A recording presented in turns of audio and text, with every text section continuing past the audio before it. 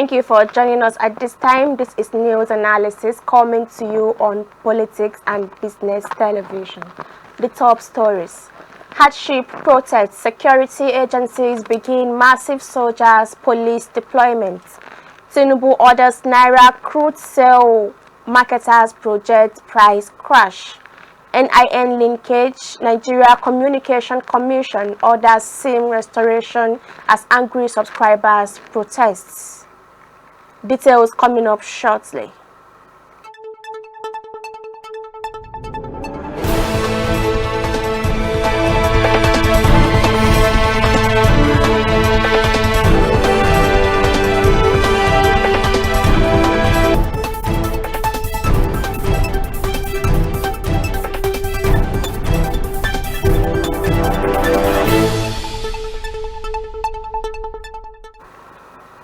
Welcome back. In line with the upcoming planned protests, the military and the police have commenced a massive nationwide deployment of soldiers and police personnel ahead of the August 1st End Bad Governance protest planned by some youth and civil society groups. Media reports also indicate that the security agencies, including the Nigeria Security and Civil Defense Corps, have put their personnel on red alert in anticipation of the proposed nationwide rally organized to draw the government's attention to the economic hardship faced by citizens. The organizers, who have refused appeals by the presidency and police authorities to abandon the demonstration, wants an improvement in the soaring cost of living and the reversal of some harsh government policies, particularly the removal of petrol subsidy. The subsidy removal, along with ongoing security issues in farming regions, has led to increased transportation costs and subsequent food inflation. And while most states distance themselves from the impending protests, which government's prominent persons and groups fear might be hijacked, they are not giving anything to chance, as there are unusual presence of security personnel in several states and Abuja. The Director of Defense Media Operations, Major General Edward Buba, confirmed the troops' deployment but said there was nothing new about it, noting that soldiers have always been deployed across the country for counter-terrorism operations. Now to oil talks. The approval given by President Bola Tinubu for the sale of crude oil to the Dangote Petroleum Refinery in Naira is going to force the prices of domestically refined petroleum products to crash, oil marketers, refiners and experts stated on Monday.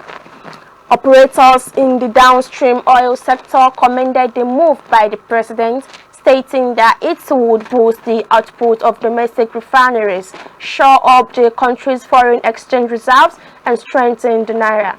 They also hailed the media for always putting the matter on the front burner, stressing that Nigerian refineries should not continue to struggle to get the United States dollar to procure a commodity that is produced in country. On Monday, Tinubu directed the Nigeria National Petroleum Company Limited to sell crude oil to the Dangote refinery and other upcoming refineries in Naira.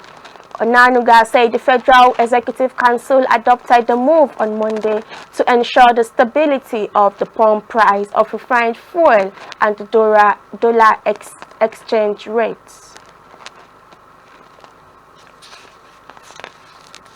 The Nigerian Communications Commission on Monday directed telecommunication companies to immediately restore all the telephone lines of subscribers that were blocked after thousands of customers stormed the offices of the firms in protest.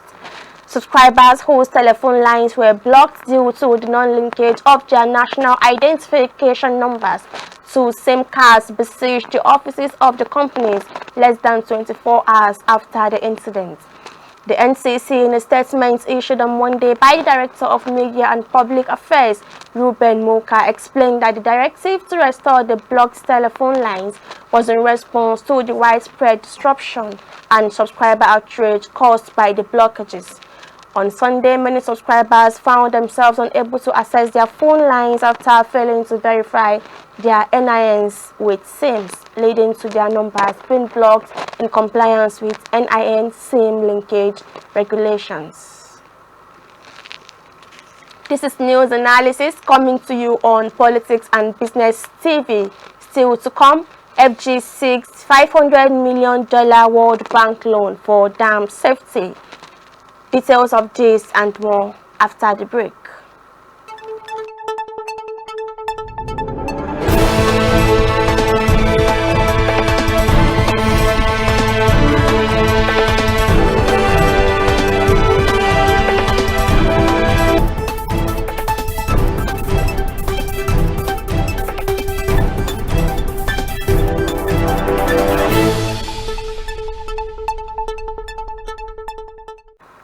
Welcome back. The federal government has requested a $500 million loan from the World Bank to improve dam safety and enhance water resource management across the federation. This loan is expected to address the country's water security challenges and boost agricultural productivity through the Sustainable Power and Irrigation for Nigeria project. According to a World Bank's project information document for the proposed project posted on its website on Monday, the SPIN project focuses on 4 critical areas, which include institutional strengthening and capacity building, irrigation modernization, improvements in dam operations and safety, and project management. The proposed approval dates for the SPIN project is September 26, 2024. This area will reinforce federal and state institutions responsible for water resource management. It includes developing national dam safety guidelines, training for water resources and irrigation management, and creating a comprehensive hydropower master plan. The National Business and Technical Examination Board, NABTEB, yesterday flagged off its digital certificates platform, which it said would help address the issues of backlogs of certificates suffered by students. The Registrar Chief Executive Officer of NABTEB, Professor Ifoma Messi Isugo Abenehi, at the ceremony said the digital platform, which is now operational, would not only help the students to assess their results, but employers of labor who would want to ascertain the veracity of what the would-be applicants are parading as their results. According to the registrar, it is interesting to note that this problem will soon become a thing of today's flag-off, as candidates located anywhere in the world can go to the internet and have access to their certificates by visiting the NDCP. Also, employers of labor, tertiary education institutions now have access to verify the authenticity of certificates presented by their employees or applicants. Still, you are watching news analysis live on Politics and Business TV. Joining us after the break is Saleh Dogara Mohammed, who will be discussing our today's topic: trafficking in persons, issues, challenges, and way forward. Join us after the break.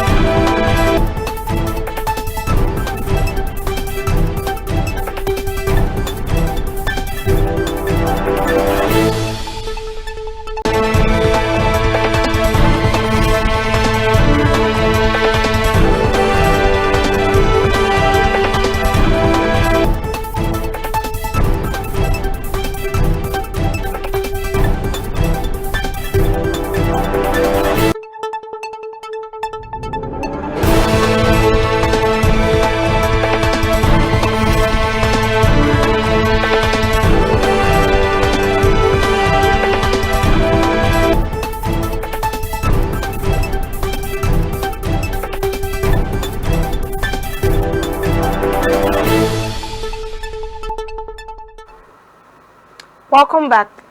Every 30th of July is being recognized as World Day Against Trafficking in Persons by the United Nations. The theme of 2024 is Leave No Child Behind in the Fight Against Human Trafficking. This year's global campaign for World Day Against Trafficking in Persons urges accelerated action to end child trafficking. Children represent a significant proportion of trafficking victims worldwide, with girls being disproportionately affected. 1 in 3 victims of human trafficking globally is a child. Regions such as Sub-Saharan Africa, North Africa, and Latin America and the Caribbean bear a disproportionate burden, with children making up for 60% of detected trafficking victims. Amid overlapping crises such as armed conflicts, pandemics, economic hardships, and environmental challenges, children are increasingly vulnerable to trafficking. Furthermore, the proliferation of online platforms poses additional risk, as children often connect to these sites without adequate safeguards. Traffickers exploit online platforms, social media, and the dark web to recruit and exploit children, utilizing technology to evade detection, reach wider audiences, and disseminate exploitative content. The causes of child trafficking are as diverse as the ways in which children are exploited. Children are subjected to various forms of trafficking, including exploitation and forced labor, criminality or begging, trafficked for illegal adoption, recruitment into armed forces, and online and sexual abuse and exploitation. Root causes are manifold, including poverty, inadequate support of unaccompanied children amidst rising migration and refugee flows, armed conflicts, dysfunctional families, and lack of parental care. Notably, in low-income countries, children are often trafficked for forced labor. Whereas in high-income countries, sexual exploitation remains prevalent among child victims. Identification and protection of child victims remain challenging due to underreporting, lack of awareness, and inadequate resources for victim support services. Traffickers even employ coercion, deception, and threats to maintain control over their victims, making it difficult for authorities to intervene. And to effectively combat this scourge, concerted efforts are needed at both national and international levels. States must prioritize child protection, bolster legislation, improve law enforcement, and allocate more resources to combat child trafficking. Prevention efforts should target root causes like poverty and inequality to reduce children's vulnerability. Special attention must be paid to trafficking of children on the move. Strengthening child protection systems and implementing child-sensitive justice mechanisms are crucial for supporting victims and holding perpetrators accountable. Addressing online child exploitation requires innovative strategies, collaboration between tech companies and law enforcement, and robust legal frameworks. Civil society organizations, the private sector, and communities have a vital role in raising awareness, providing support services, and advocating for policy reforms. In a moment, we'll be joined by Saleh Dogara Mohammed, who will be analyzing this topic, child trafficking, the challenges, the issues, and the way forward. See you in a moment.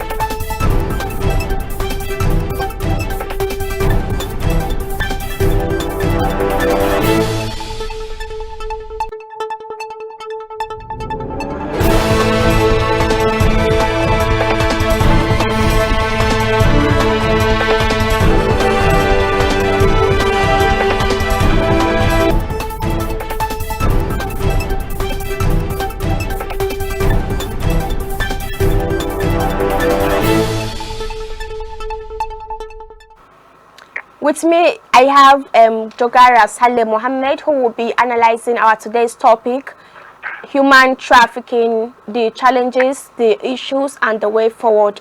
Good afternoon to you, sir. Good afternoon.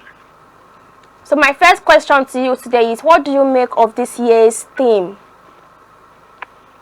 Yeah, of course, you can see that human trafficking has become a very issue that has been a disturbing one worldwide.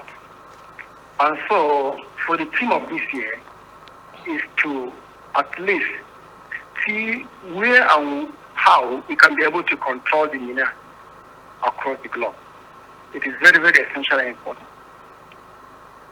So just how bad is the situation of human trafficking? Yeah, it has really gone beyond imagination, because people have already devised different means, different criminal ways of moving people across the globe, just like goods. You can see that usually the people that are affected are almost always deceived into the situation, not knowing what will befall them.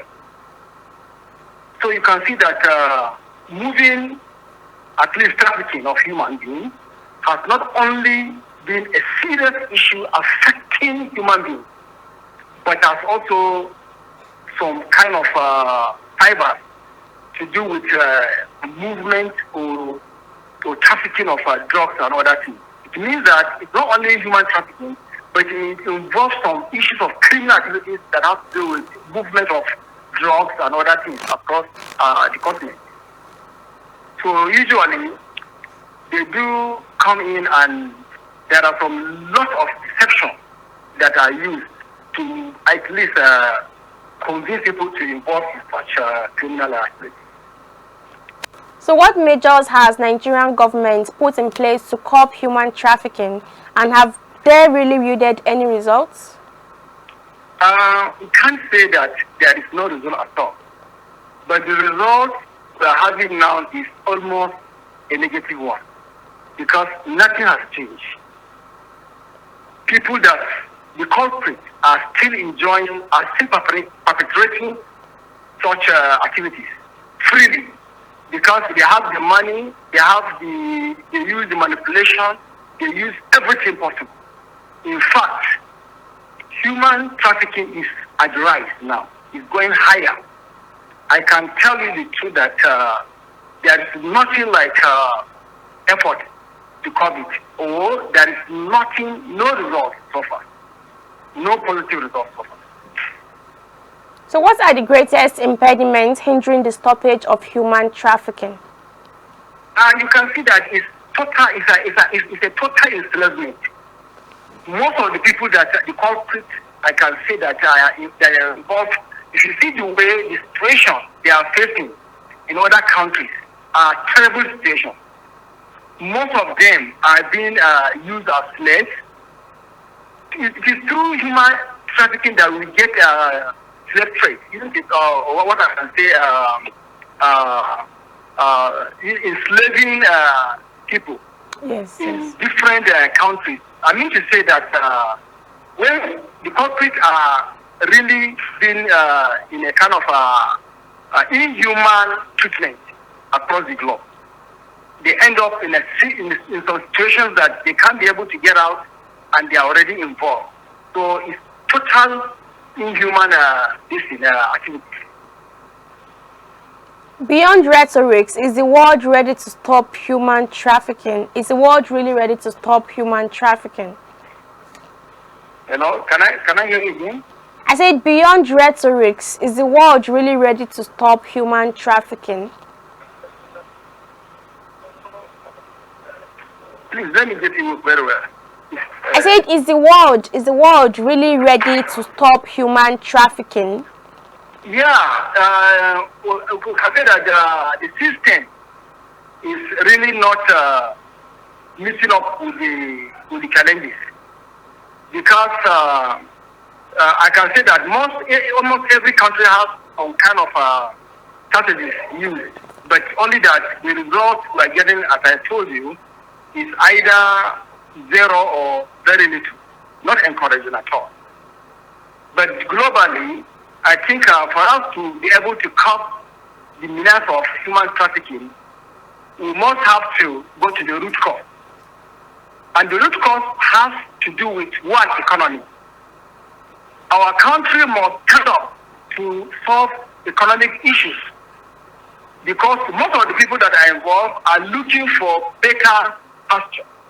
And for that, we must be able to sit back and make the economic really favorable.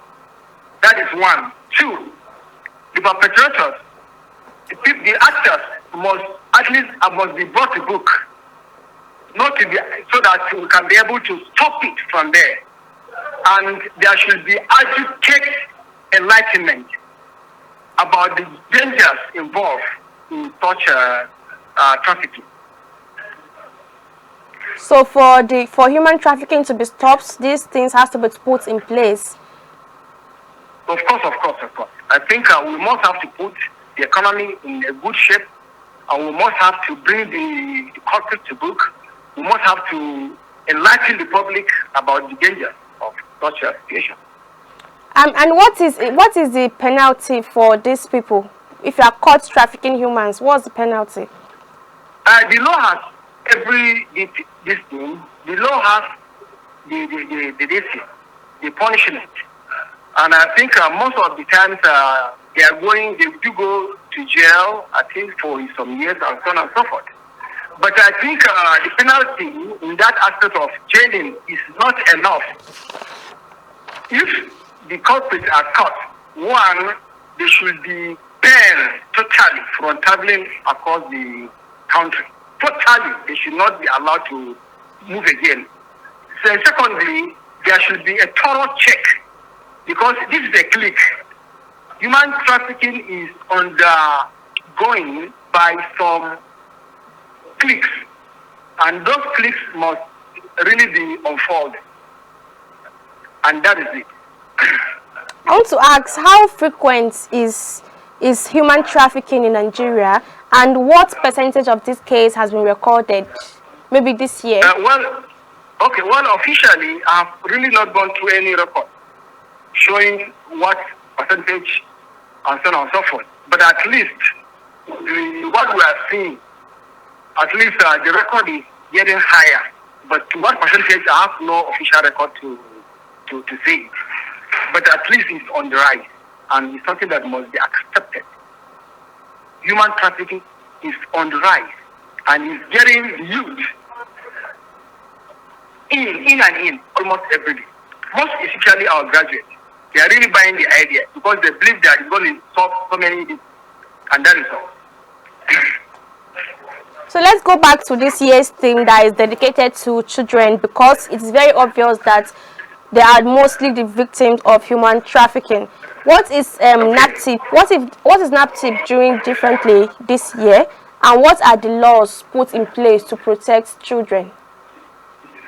You can see that, as you said, children are almost, in most cases, the victims of such human trafficking, because their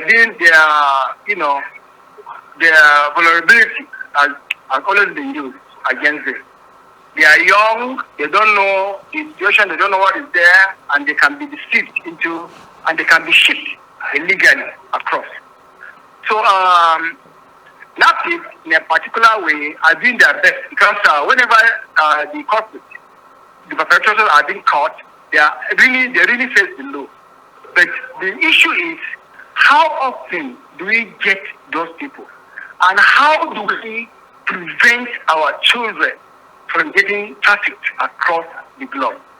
You see that we must have to sit back, and I think there should be a subject, even if it's going to be some kind of enlightenment topics that should be entrenched in social studies courses in primary schools, and so that children should know better. And there should be some kind of movies that will portray the dangers children are facing, so that they can see it in reality, and they can be able to think over it and see how they can be able to get out of it. Okay. So in your opinion, for this menace to be stopped, these things should be put in place? I think so. If we can do that, I think we can get some results from that. Thank you very much for joining us on the program today, Mr. Saleh Dogara Mohammed, a writer and a human rights activist. Thank you very much. And that has been Saleh Dogara Mohammed, a writer and a human rights activist. That will be the size of our program for today. Thank you for joining us. I am Idris Amina. Bye for now.